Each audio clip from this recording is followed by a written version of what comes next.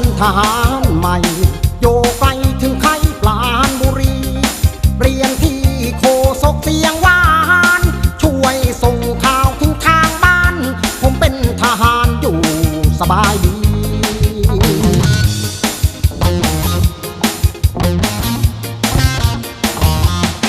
ขอเพลงหวังว่าคงไม่ขัดช่วยจัดให้ผมฟังหน่อยสิแนวหน้าเววาเหลือทนฟังรวมแนวหลังทุกคนและขอขอบคุณทหารผู้หวังดี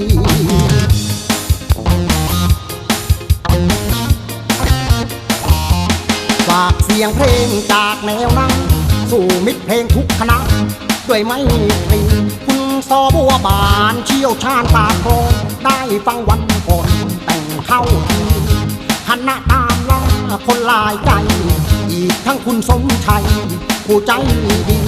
แต่น้องอ้อยบ้านเชี่ยวหวงยังไม่มีคู่ควงหรือน้องพี่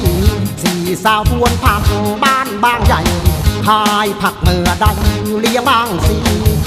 ไอ้หนุ่มโจมตาตามล่าสาวอีกคณะเล่าข่าวลายดีกรีคุณนิพาพรบ้านไรบนสี่สาวตาคุณลักก็เข้าทีอาพัฒสรามะอยู่ระไกวงอารัญญา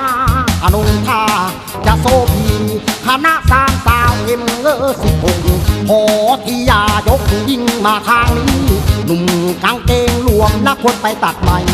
คิดถึงคุณจินดาแสนจะปลื้มใจอีกคณะฝันใจพายุก็ใจดี